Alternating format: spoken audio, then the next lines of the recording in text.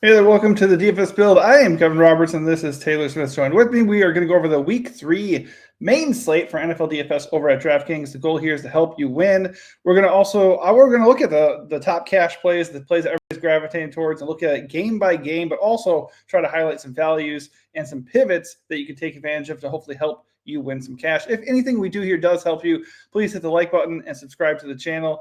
You can also join us in Discord. The link is at the bottom in the video description. And of course, feel free to comment below the video, share with us your sleeper or your top play that you are targeting for the week. We're switching up the format a little bit this week to go game by game, just because the more we thought about it, just because you want to have correlation and stacking, it does make sense to kind of break down each game as we go. Some games we'll spend a little bit more time on because there's good plays, and other games we'll kind of try to avoid.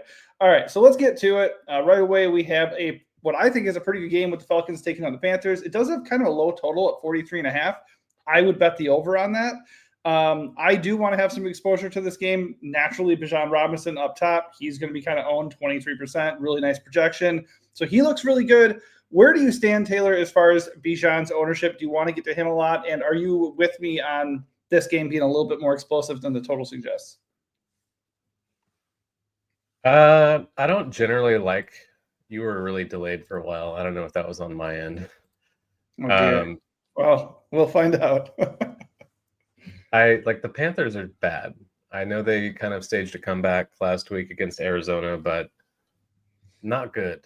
I'm not a fan of what I've seen from Bryce Young yet again. So Atlanta does have intriguing pieces because it is a good spot. Carolina's defense is still exploitable.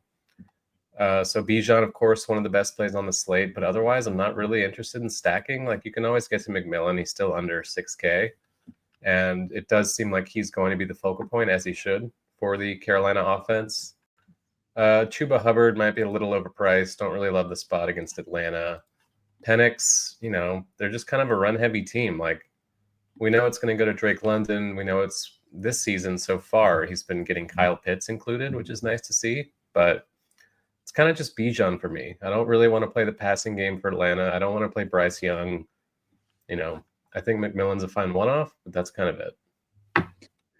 Yeah, like I definitely understand the cause for pause there with Bryce Young. He hasn't looked that great. I don't really want to go target Bryce Young at 5K. The Atlanta defense is not as bad as it was last year. It's looking quite a bit better, actually. I just think that this game as a whole, I feel like it does have shootout potential. Like the last game they played against each other last year was like 44-38, went to overtime. It's not like we're going to get a definite repeat of that. But like I would imagine like Atlanta, it goes way up and we could get a comeback game of sorts like we saw last week with Carolina, to the point where like stacking this game is viable and it could be something that just goes overlooked. So is it like a core stack? Is it like a cash game thing where you're hitting up Bryce Young, Ted McMillan, the other guys you mentioned, Penix, Drake London? Not really, but I do think, definitely not actually, but I do think they are good GPP plays. I think Bijan is just monster chalk and he looks really good. But like you could either just play Bijan and be done with it. That's fine. Or you could even go a little bit underweight on Bijan and just counter with this game being more of an explosive shootout. If I did that, obviously I'm not like super excited to play the quarterbacks. I would be looking at Drake, like you said, and Tet. I think Tet, even if you think the Panthers are going to suck, Tet McMillan showed us last week with 19 fantasy points that he's good enough that it doesn't really matter. 5.9K is just way too cheap for him. And what Drake is 6? Like, they're just really cheap. So I do have a lot of interest in them, but I understand if you don't want to stack the game. Next game is Packers and Browns. This game I'm even less interested in. The funny thing is, the Browns are bad, like as evidenced by last week getting shellacked by the Ravens, but they did almost beat the Bengals. I think they missed a kick. They would have won that game. And their run defense has been amazing. Like they shut down Chase Brown, which so far through 2 weeks, that's not saying anything, but they also shut down Derrick Henry last week. So Josh Jacobs is a little banged up. This game is on the road. The Packers are huge favorites. I'm like a little bit worried about Josh Jacobs here, and I actually have him in Dynasty, so I'm extra worried. But there's nothing here that looks that good. How are you feeling about this game? Yeah, Cleveland is just a disaster, like offensively again. So, I want to like Jared Jeudy at 5,200 with Flacco in there, but so far it hasn't been very fruitful. Green Bay's defense looks super legit, so not really into that. I guess you can play Harold Fannin because he's cheap again, 3,600. He's got, I think, 14 targets through 2 games, so he's been involved, and it looks like he's going to be pretty low owned this week compared to last week when he was super chalk. So I suppose you can get to that. But all things considered, like, I don't love it. I think Jacobs is okay. Like you said, he just has pretty good touchdown equity, I think, in this game. They do have a 25 team total. So yeah, they are expected to find the end zone at least a few times. But that's kind of it. Like Tucker Kraft, sure. He's tight end. He's under 5K. We saw last week the potential ceiling with him. So maybe, but Green Bay generally spreads it around pretty well among the receivers. So Matthew Golden, maybe Sunday he'll go off. Hopefully not this week because I probably won't be on it. This is kind of an underwhelming game, all things considered. I think it is an underwhelming game. I agree with that. I would imagine the Packers do win, and maybe very convincingly. A couple notes worth mentioning. I like your Fannin call just because the price point and the ownership isn't there. So that is kind of interesting. Plus, Green Bay has been bottom 5 against tight ends through 2 weeks. They had Sam Laporta was like wide open on a 42-yard play in week 1. In week 2, Zach Ertz scored a touchdown on them. So like they have not been doing a great job against tight ends. Like when your defense is looking this good with a boosted pass rush with Micah Parsons, and they're actually shutting down the run as well, like something's got to give a little bit, and it appears tight end might be that for their defense right now. So if you want to play Fannin at 3.6, I don't have a problem with that. Like they're going to probably be playing from behind, and it's a plus matchup in a game where there aren't many. I'll also say Quinshon Judkins at 5K after getting 10 carries in his pro debut last week is a little bit interesting. Is he safe against the Packers defense that's looked very good? No. But nobody's going to be on him at all, and he's only 5K. Direct pivot off of Jordan Mason. So as far as turnings are concerned, like honestly, like people look at these games in line sometimes and it's like they won't touch it. That's totally fair, but that's exactly the type of thinking you want to have going into tournaments because nobody's going to play Quinshon Judkins at 5K. So definitely worth mentioning. As far as Josh Jacobs goes, he is 7K. He has a monster role. The touchdown equity, you said, absolutely spot on. So, like, if you just want a guy who's going to get like 15, maybe 20 fantasy points, he's fine. But given the matchup where it's at, I would imagine the Green Bay passing game is what has the most success in this matchup. So, if I was going to attack this game, it would probably be with Jordan Love and maybe take a shot on Matthew Golden or something. But overall, I think we're aligned here. This is just not the game to target. All right, next up, we got your Texans taking on the Jaguars. Houston's 0-2. They've looked pretty good defensively, pretty bad offensively. They kind of got it going a little bit last week, still lost to the Bucs. I am very high on Houston in this game. Number one, the Jaguars are not very good against the pass, not great defensively anyways. They're also the Jaguars. They're like impossible to trust. So while Jacksonville is at home in this game and Houston hasn't looked great, this feels like a very much get-right spot in a must-win situation. So I'm big on Houston. Where do you stand?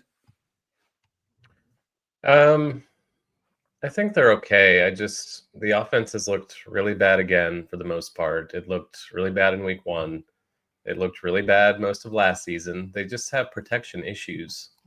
I'm not sure Jacksonville's the team to exploit that, so maybe they do get it going, but Collins, who's pretty quiet, I don't have a ton of interest. Like Stroud just doesn't do anything with legs. He is cheap, but I don't know. It's just hard to feel great about it. I suppose a skinny stack with him and Nico's fine. Dalton Schultz hasn't been super involved. The running game's non-existent. The other receivers have been pretty hit or miss beyond Nico as well. So I can see why you get to Nico. I think he's a pretty good play on his own, regardless of whether you're stacking with Stroud. But I think I want to see it from the offense before I actually want to buy into it. That's fair. I want to be first. I want to be in on it. And yeah, I understand wanting to be first. I just don't know if they really have a tournament winning ceiling on a huge slate. Well, okay, yeah, I don't think you need to fire up all the Texans in the world. I kind of overstepped. On that one. What I mean is, I'm really in on Nico. If you want to stack with Stroud, I'm okay with that. If you want to try some of the ancillary pieces, you can, but it's mostly Nico. Like Nico coming at 11% ownership, that feels like a little bit too low, honestly. Jaguars are a soft matchup. The Jaguars also have the 25th ranked sack rate in the league. So they do have one really, really good pass rusher, but I think Houston has a chance here to keep Stroud standing up as long as he doesn't make like really dumb decisions like he did late in the game. I don't know what one of those throws was insane. But Nico did have some success last week too. So anyways, very high on Nico. I believe in the Texans defense, so I'm not high on the Jaguars at all. Besides, BTJ remains like the guy that I would have interest in, and something's going on there, which is very maddening because I loved him in redraft. I still am hoping, things turn around. I just don't think this is going to be really the week for him to shine. But 6.4K for Brian Thomas Jr. Still pretty damn good. All right, moving on here. Bengals and Vikings. This game is pretty interesting. What's got 42 total, 42 and a half total. Obviously not a great total when you have two backup quarterbacks. We got Jake Browning taking over for Joe Burrow and Carson Wentz taking over for JJ McCarthy. I think, though, Carson Wentz at 4K is really interesting because, number one, he's being inserted into Kevin O'Connell's system, and he has a ton of weapons. And number two, JJ McCarthy was bad. For 7 of 8 quarters, he looked abysmal. How can Carson Wentz not be an upgrade over that? And thirdly, the Bengals defense remains bad. So I think Carson Wentz looks really good at 4K. I think also, by the way, this is a slate where we don't have all those guys like we had last week. Josh Allen's playing on Thursday. We got Lamar on primetime on Monday. So, like, who are we paying up for? An injured Jaden Daniels? Like, I kind of like Wentz.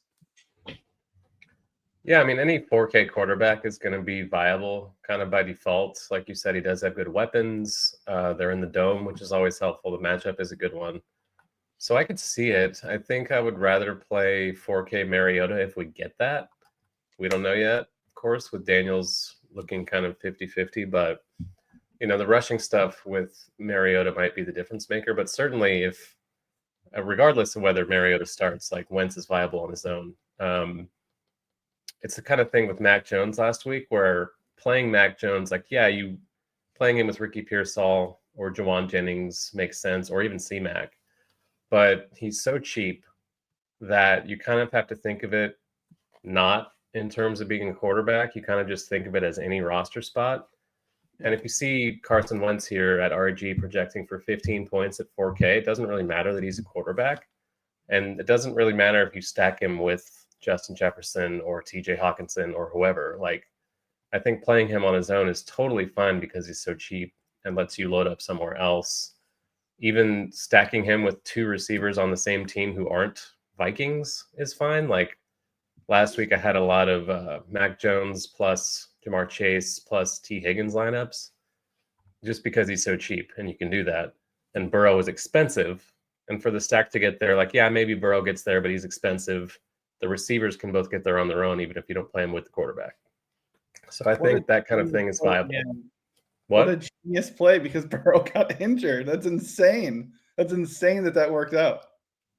I mean, just Burrow being expensive means he wasn't a lock to get there. Plus, he doesn't run. So, like, his receivers can still theoretically get there, even if Burrow's not winning a tournament for you at 6.6K. So that's the kind of thing I think you can do with Wentz, even if you don't play him with Jefferson. Obviously, playing him with Jefferson is going to be the popular path, I would think, for Wentz lineups. So not having Jefferson is another way to get different in theory. Cincinnati, yeah. I like Higgins, like Browning's not horrible. He's started before. He has experience. They're playing Minnesota, who has not looked very good either. So far this season, they are in the dome, obviously. So not really into Browning. He's more expensive, but his weapons, again, Chase and Higgins, totally viable. I don't think anyone's really going to play them without Joe Burrow in there. So that kind of makes it interesting for tournaments. Yeah, there's another thing we have to talk about here, but real quick on the Bengals side, just based off of sheer volume, I think Browning's okay. But I'm very much with you. I don't actually want to play Browning. I would definitely have an interest in 4% own Jamar Chase. What the hell is that? Give me all the Jamar Chase. I'm not as inclined to play T. Higgins just because he's very much the secondary guy there. But Chase got 16 targets last week, and a lot of that came from Browning. And people forget the last time Joe Burrow missed a lot of time with an injury, Browning was in there. He played pretty damn well, and Jamar Chase was fine. I think Jamar Chase was injured a little bit that year too. But point is, I'm not that worried about it. The matchup with the Vikings is not great, especially through the air. But I think just based off of the volume and the fact that I think the Bengals are going to give up points in this game, I think Chase is a really good play in tournaments at that ownership. On the flip side, as opposed to passing him to running him, Chase Brown has struggled. He's been really bad. But the Vikings of all teams have given up the most rushing yards in the league this year to running backs. So that's something I kind of want to take advantage of. It's kind of crappy that we can't actually leverage the Chase or T ownership in this regard. But I just think Bengals offensive players in general are going to go overlooked, and they probably shouldn't. On the flip side, we have a very chalky Jordan Mason. What are your thoughts there? I'm okay with it. 5,400, no Aaron Jones. So in theory, he's going to be the guy. They signed Cam Akers again. So there's no telling how he'll mix in. Obviously, Akers is pretty familiar with the offense after having spent a couple different stints with this team already. It's kind of like a Kareem Hunt situation. So I think he could factor in. Obviously, these chalk running backs who are stepping into essentially starting roles that usually don't start have very low floors because we don't actually know how the game plan is going to go. Aaron Jones is out, therefore Jordan Mason's going to step in and get all the carries, and maybe he won't, and maybe he will. He's cheap enough to where I think it's fine. The extreme ownership's a little bit concerning, but ownership is a price you kind of have to eat. So I don't mind it. I will be playing plenty of him. Doesn't feel great, but I'm okay with it. Okay, so yeah, I don't disagree as far as the logic behind it. The Bengals are the second worst defense against fantasy running backs on the year. The flip side is, of course, the ownership. Of course, the idea that while the Bengals have been bad against the run, they could sell out to stop Jordan Mason and force an old, possibly still really bad Carson Wentz to beat them. That's what I would do if I was the Bengals. And there's the ownership. So if Mason's going to be mega owned, I think personally, I kind of want to go the other way, go with Wentz and Jefferson, who's not owned enough in my opinion, or Hawkinson you mentioned earlier. That's probably what I want to do. Plus, I do think there are quite a few pivots in that price range, 5 to 5.5K. But on top of that, if 30% or more of the field is going to play Jordan Mason, I think double stacking with C-Mac and Bijan, even if Bijan and C-Mac are owned, I think that's really appealing. I think that's interesting for sure. Plus, the other thing is how much do we need to save? You're kind of talking about this before. If you do save with 4K for Wentz, do you need to go down at running back at 5.4? I don't know. So personally, I do see the logic behind it. It is a good spot. The role should be there. But by the way, he's also been asked through 2 weeks, and he's had a decent enough role. And he also doesn't catch passes. So no, not at all. Not great. I know. Yeah. And by the way, the Bengals, their distribution as far as what they give up to running backs, a good chunk of it is catches and yardage out of the backfield. So is Akers or that Xavier Scott guy going to come in and siphon some of this production and we're just all going to get screwed over? I think there's enough there for me to sidestep the Jordan Mason chalk and feel reasonably confident in doing that. But that said, in a vacuum, in cash and stuff, Mason's totally fine. I don't have an issue with it. All right, so moving on, Steelers and Patriots. This game is a 44.5 total. I kind of like this game. Steelers defense was supposed to be elite. It's horrendous. Patriots defense, at least against the pass, is very bad. So from both sides, I want pieces of this game. I think this is a Travion Henderson breakout game. I think Aaron Rodgers, even at dusty 41 years old of age, I think he looks really good here, honestly, him and DK. So what are you thinking about this game? Yeah, I don't have a ton of exposure overall, but I do really like Drake May again. 5,300. He's cheap. The Steelers defense has been torn to shreds in both games so far against the Jets and Seattle. Not exactly the prime Bengals, either of them. So, and Drake May, he threw 46 times in week 1. Didn't look great. Last week, he was much more efficient against Miami, who might be horrible themselves, but you have to take advantage of the matchups that you get. And Drake May also can run. He ran it 10 times last week, scored a touchdown with his legs. We saw it last season.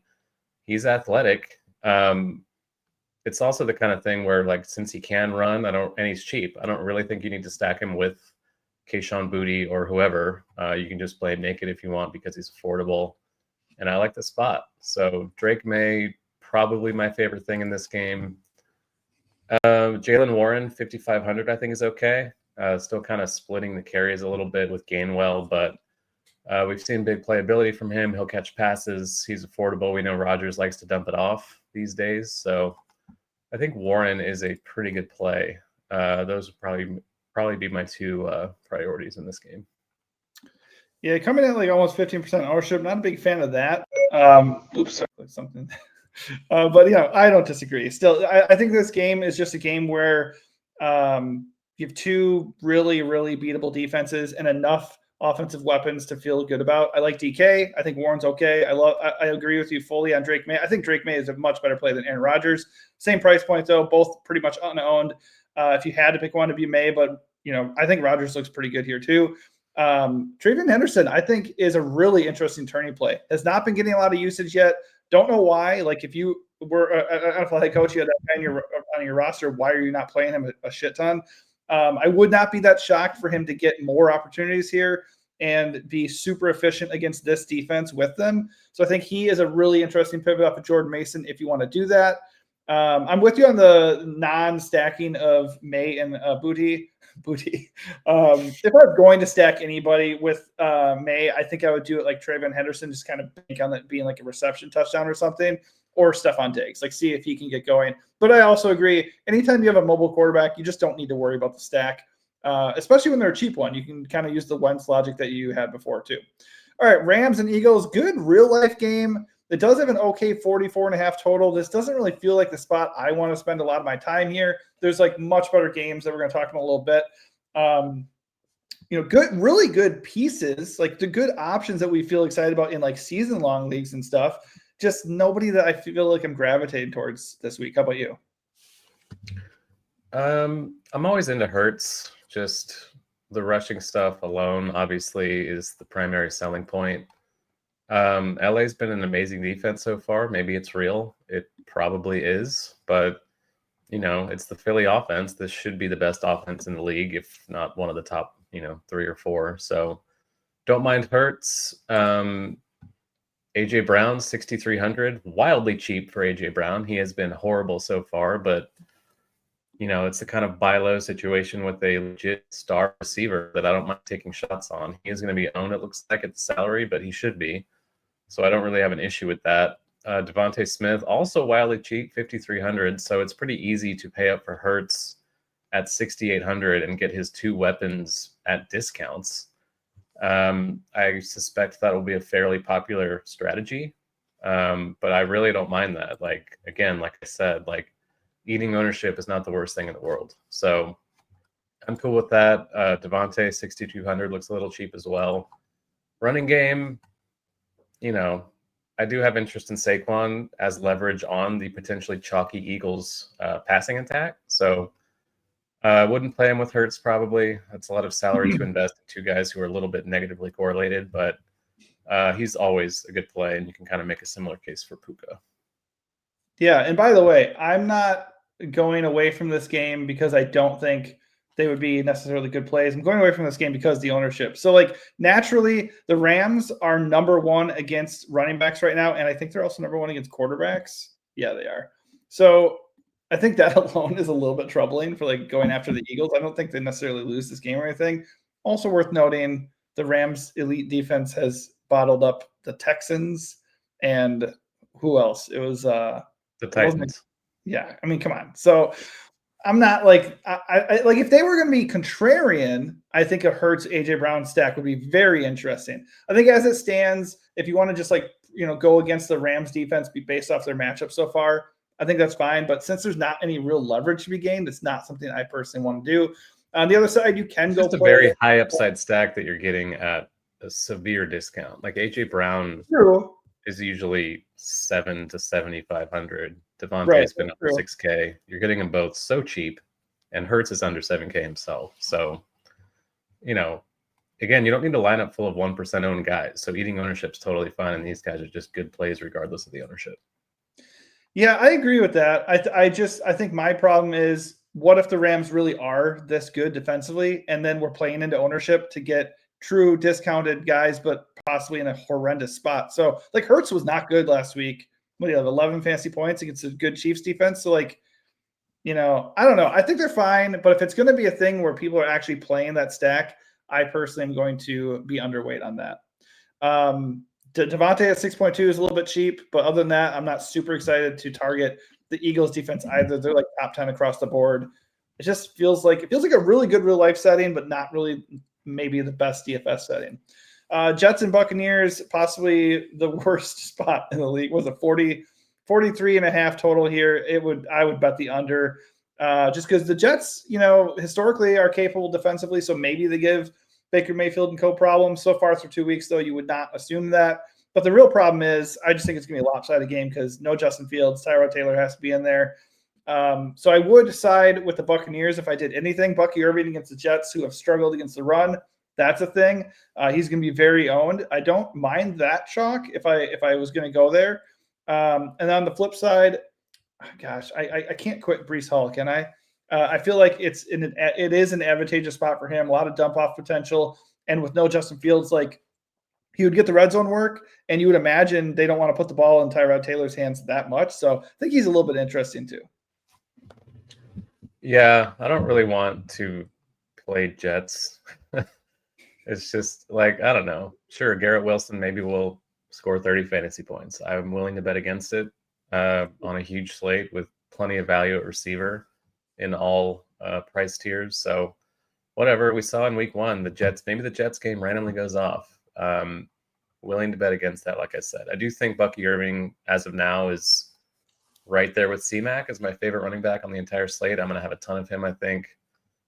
Just the workload speaks for itself. He's heavily involved in the pass game. Rachaad White, sure, random touchdown last week, but pretty clear that it's Bucky Irving and then a little bit of Rachaad White at this point. And then not super into Baker. 6,600 is a lot for a guy who usually doesn't run too much. I do think Mike Evans and Ibuka are pretty good one-offs. I don't mind playing one of them with Bucky Irving even, just because they're both pretty heavily involved. Mike Evans, I think, would be the one I would lean toward, but nothing beyond Bucky is a big priority for me. Yeah, I don't really disagree with that. I was just really looking at maybe Breece Hall as like a GPP play in that price range. But for me, it is also Bucky or bust for the most part in that game. All right, Colts and Titans. This game feels gross. 43.5 total. I would bet on the under for that as well. Colts defense looked good in week one. Not amazing in week two, but they are facing the Titans, who look like they very well may be the worst offense in the league. Daniel Jones, the Konami code, he's basically Jalen Hurts in this Shane Steichen offense. I guess you could play him against the Titans and kind of buy into the rushing floor. I don't have a problem with that. The only issue is the Titans, the one thing they have going for them is their pass defense. It is pretty good. So I'm not super excited for that reason. But Daniel Jones remains very cheap, too cheap. So if you want to go play him, I don't have a problem with that. JT went off last week. I don't have an issue with that either, just because he's in that same price range of Bucky. It might be a little bit less owned.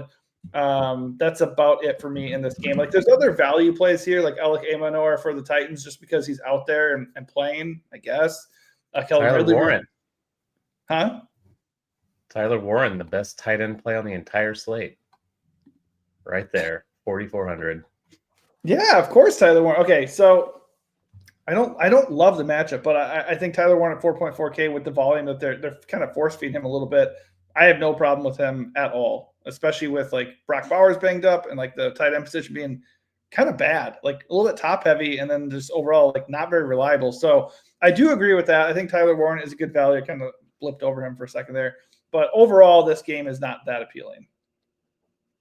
Yeah, I never really get to Jonathan Taylor as much as the field. It's kind of like a Derrick Henry situation where it feels horrible every time, but he just doesn't catch enough passes to like always warrant paying all the way up for him.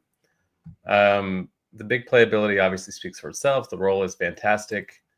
You can always play him. I'm probably not. I'm probably playing a lot of Tyler Warren. I will play some Daniel Jones because that is just a very cheap little skinny stack you can build pretty easily. Yeah.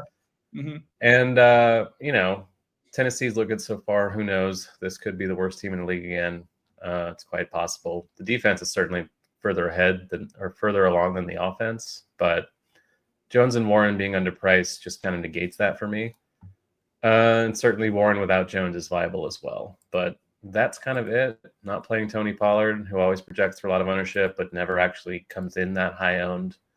Yeah, that kind of does it. Yeah, I mean, like Pollard is 5.7, and he's got a really big role, but he does nothing with it. So there's that. The other thing with JT, by the way, it's a twofold. Number one, I feel like he never does well when he's owned, and just like whenever he's completely ignored, fucking play Jonathan Taylor because he goes off then. The other thing is right now, it's only 2 weeks, so it's a small sample size, but all the carries inside the two, guess who they've gone to? Good old Daniel Jones. So Daniel Jones is absolutely siphoning JT's upside. JT can come out there. Well, what if he does this, by the way? You mentioned he doesn't catch passes. What if he runs for 170 yards, but doesn't score a fucking touchdown and he doesn't get any catches? He got you a big old 17 points plus the 100-yard bonus. That's still a good game, but is that going to beat out the other guys in that range? Maybe not. So that's just where I'm at with it. I think I fully agree. DJ, Warren, or if Warren's going to be chalk, which it looks like he's going to be, maybe DJ somebody else. And, of course, like we've mentioned, you can run DJ completely naked. Raiders and Commanders, we got to keep an eye out for the Jaden Daniels news. Obviously, this is not a great slate for quarterbacks like it was last week. So if Jaden Daniels, if he's in, we have to consider him at 7K. You keep talking about soft pricing. There it is. The Raiders are not a very scary matchup. So Jaden Daniels at home in a bounce back game, I don't have a problem with it, especially since he's not chalk right now. Like if you go look at him versus Jalen Hurts right now, similar projection, and Hurts is 4% more owned, if not more as we get going here. So Daniels would look interesting. You mentioned Mariota. Don't have a problem with that at 4K either. I don't really like that much else in this game. I think if you're playing Daniels or Mariota, you can certainly consider stacking with like Terry or Debo or something. But again, they're both dual threat running back or quarterback, so I don't really think you need to do it. Yeah. If Daniels is in, he might be my highest owned quarterback yet again. Just 7K is very cheap for him. Yeah. Hasn't looked great so far, but this is a very good spot against the Raiders, who looked awful last week against the Chargers. And we know there's explosiveness in this offense. No more Eckler either. So maybe Daniels gets more involved with his legs a little bit if he's good enough to go. And I think if I'm playing him, I would play him primarily with Scary Terry. 5,800 is just very cheap for him as well. He's been pretty mediocre, but we saw last season he got off to a very slow start and then was completely fine the rest of the way. Not that that means, that he'll do that again, but I have faith that he's not washed, not an old player or anything. So a lot of big play potential between those two against the Raiders. Certainly Debo. I think he's scored in both games so far, so he looks pretty good. Not really dying to mess with this running back situation. I don't really know what to expect. We saw Jakrowski Merritt kind of just get phased out last week after Eckler got hurt. So who knows? I would let others try to figure that out. If Mariota's in, I'm just going to have a lot of McLaurin as well. So kind of either way, it looks like I'm playing McLaurin on this slate. You can play a 5,200 Geno. You can play a 6,700 Ashton Genty, but not dying to really get to the Vegas side of this game. Yeah, if you're thinking about playing the Commanders running back this week, just consider that number one, we just don't know which one to trust, first of all. And even if you did trust any one of them, it seems like they're pretty committed to just playing all of them, whatever guys they have in there. And then also the Raiders are a top 5 run defense so far in the year. They've given up nothing on the ground. It is just 2 games. Like I said, those numbers can always change, but definitely worth noting. All right, moving on here, we have the Broncos and the Chargers. Really good real-life NFL game. Will it yield fantasy results? Hard to know. Justin Herbert's been great. Bo Nix is a dual-threat quarterback. They're both too cheap, really, too. I don't have a problem with them at no ownership, just not guys I'm going out of my way to get.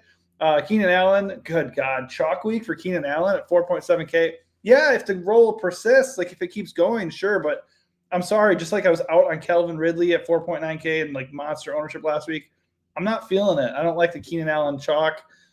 It's not a good matchup, really. Denver has a good defense. Kind of a must-win game for Denver, too. Not must-win, but it's a pretty big game for them. I don't mind taking shots on Troy Franklin after what we saw last week. 4K for that? That's okay for tournaments. And then Ladd McConkey, like if he's not going to get a lot of ownership, like 10% isn't nothing. Obviously, it's pretty substantial. But I think I would be willing to bet on him having a big game just because he's not like crazy owned or anything. He's not super expensive either. But and it's just leverage on the Keenan Allen thing. So where do you stand on Keenan? And is there anything else you like in this game? Yeah, I mean, I really like Allen, like 4,700, just wildly cheap. This isn't totally Calvin Ridley either. Like, this is a guy who has been on this team before. He has a rapport with Herbert. This isn't Ridley working with a rookie quarterback in a horrible offense. This could be a legitimately great offense, and he's kind of fitting in perfectly. It's just a price thing. Like 4.7 is too cheap for what he's been so far. The targets have been there.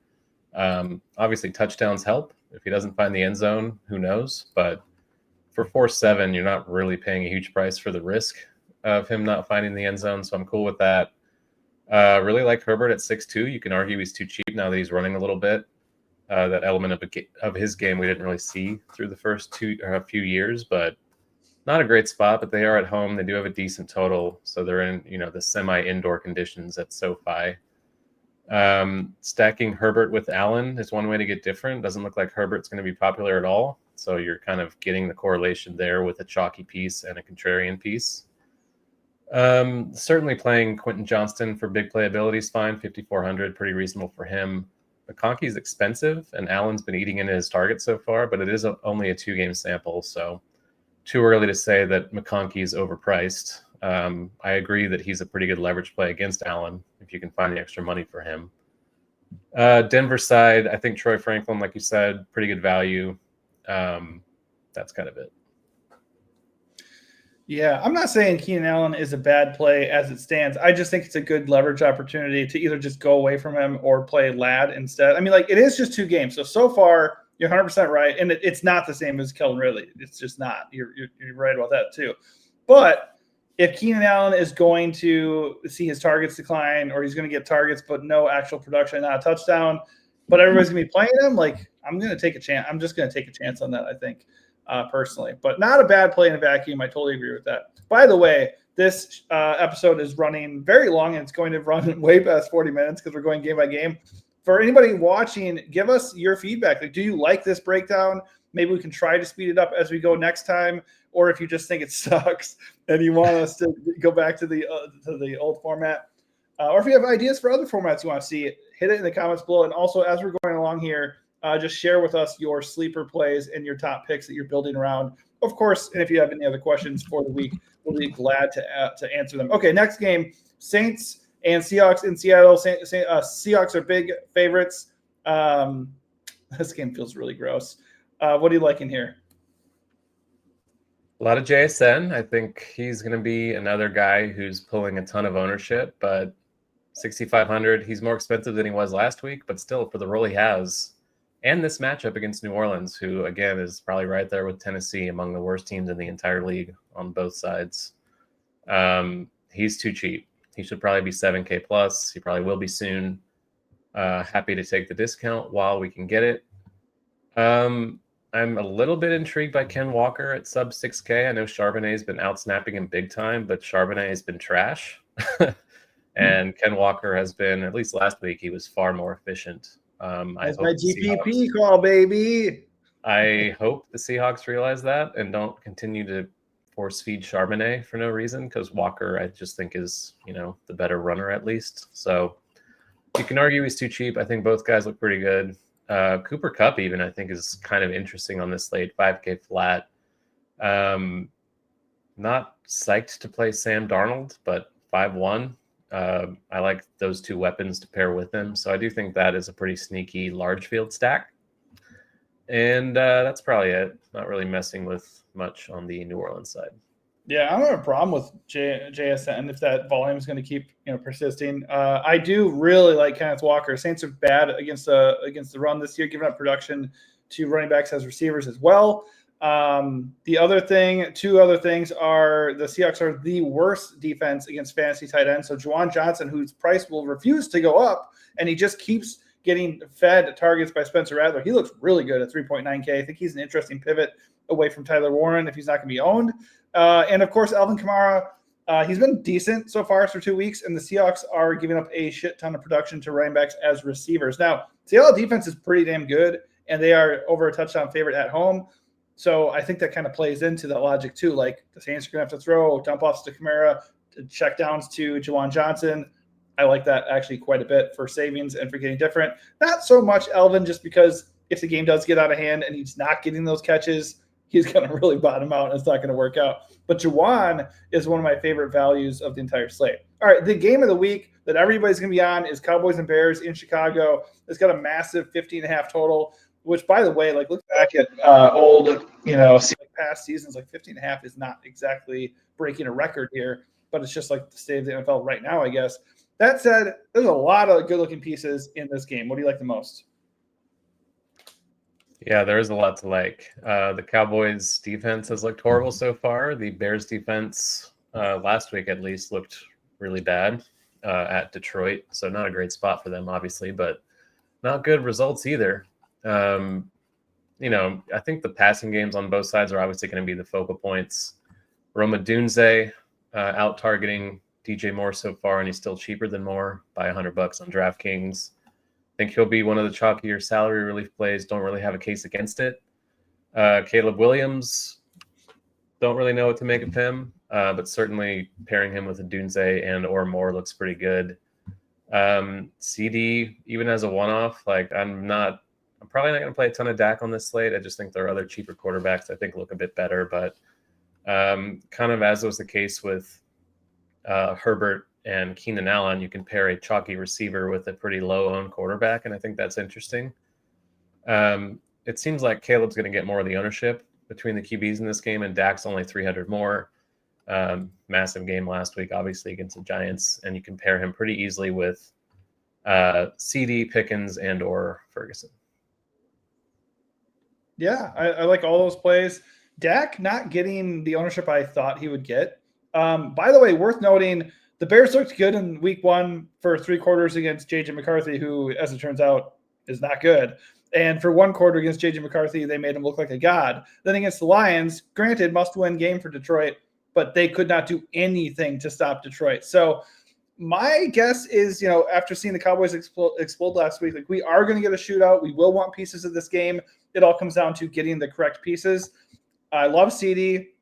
I think Pickens, Ferguson, all that is fine if you want to stack it up with Dak. I have no problem with that. I'll get to that plenty. I'm with you on the other side. Caleb, DJ Moore is going to get overlooked, so I like that a little bit. Roma Dunze is fine as well.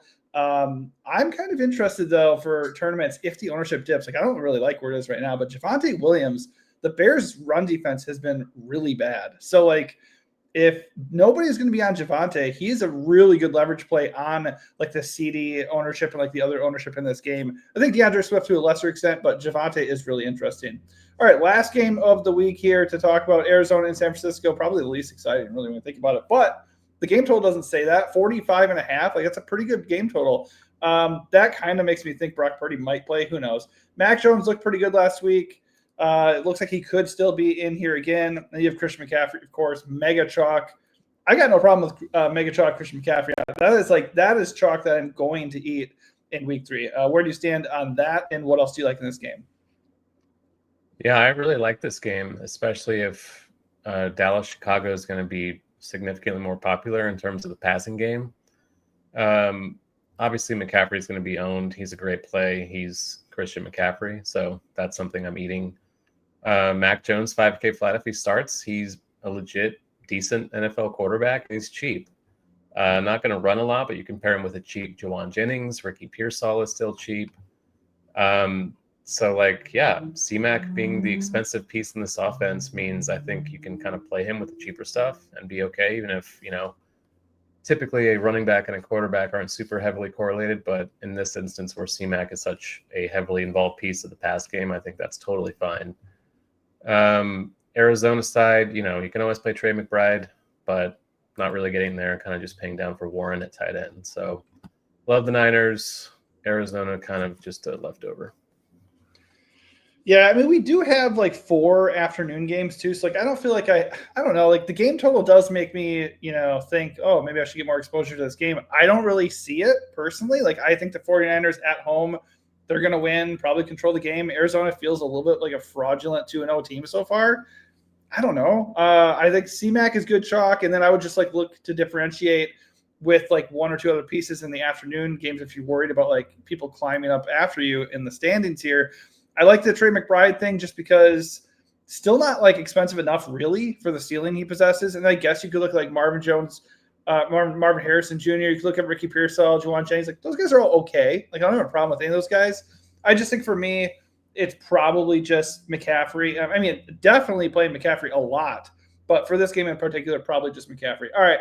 We could have wrapped it up with some like stands for the week or anything, but this is 45 fucking minutes. Okay. So we're just going to be done there. Again, let us know about the format. Do you like it going this long because we get to go game by game and really look at stacking opportunities and stuff like that? Or do you want to see a change in the format, go back a little bit? I liked this format. It just did run long. So maybe next week we'll have to look for a way to cut it down a bit. Also, if you have questions for week 3, hit us in the comments and let us know also who you are playing this week. Appreciate you watching. If we do help you in any way in this video, give us a like and subscribe to the channel. And also come join us in Discord. All right, thanks for watching and good luck.